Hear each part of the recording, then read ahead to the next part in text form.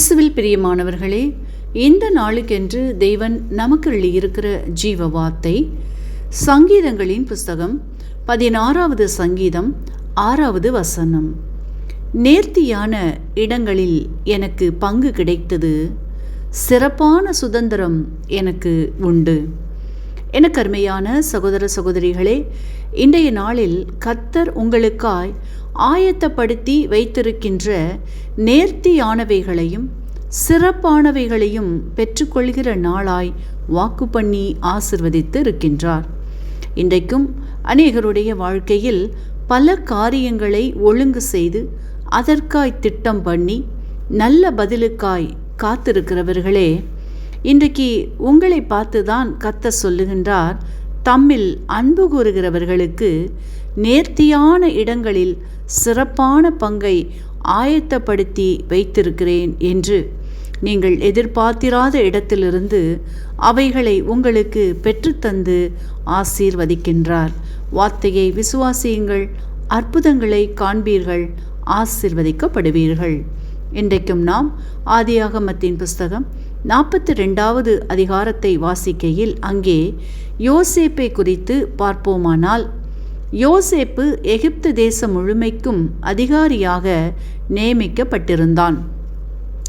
7 வருடம் பெரிய பஞ்சம் வரும் என்று முன்கூட்டியே அறிந்திருந்தமையினால் தானியத்தை சேர்த்து வைத்திருந்தான். தேசங்கள் அனைத்திலும் உள்ள மக்கள் எகிப்திலே தானியம் விற்கப்படுகிறது என்று கேள்விப்பட்டு தானியம் பெறுவதற்கு வந்தார்கள். அவர்களில் கானான் தேசத்திலிருந்து தன் சகோதரர்களும் வந்தனர்.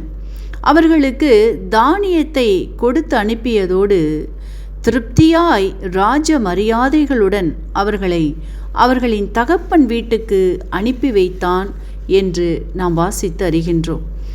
இங்கு யோசேப்பின் சகோதரர்கள் நினைத்து சென்ற காரியமோ பஞ்சத்திற்கு தானியங்களை பெறுவதற்கு.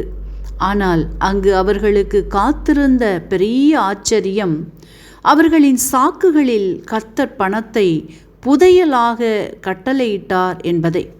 இன்றைக்கும் நீங்களும் கூட எதிர்பார்த்து செல்கின்ற எந்த காரியமாக இருந்தாலும் அதில் கர்த்தர் நீங்கள் வேண்டிக் கொண்டதற்கும் அதிகமாய் செய்தும் ஒளிப்பிடங்களில் உள்ள புதையல்களை, மறைத்து வைக்கப்பட்ட உங்களின் நன்மைகளை, ஆசீர்வாதங்களை இன்றைக்கு கர்த்தர் உங்களின் கைகளில் அவைகளை புதையலாக கிடைக்கும்படி பெற்றுத் தருகின்றார்.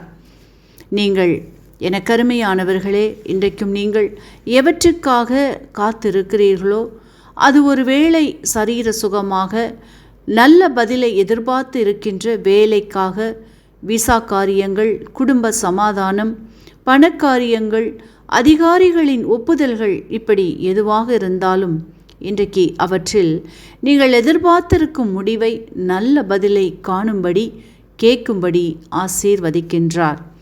வார்த்தையை விசுவாசியுங்கள், நன்மையானவைகளை பெற்றுக்கொள்ளுவீர்கள். நேர்த்தியான இடங்களில் எனக்கு பங்கு கிடைத்தது, சிறப்பான சுதந்திரம் எனக்கு உண்டு. ஆமேன்.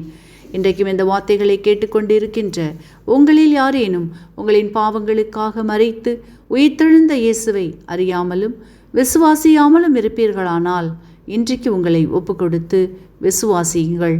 உங்களின் பாவங்களும் மன்னிக்கப்பட்டு விடுதலையாகி ஆசீர்வதிக்கப்படுவீர்கள்.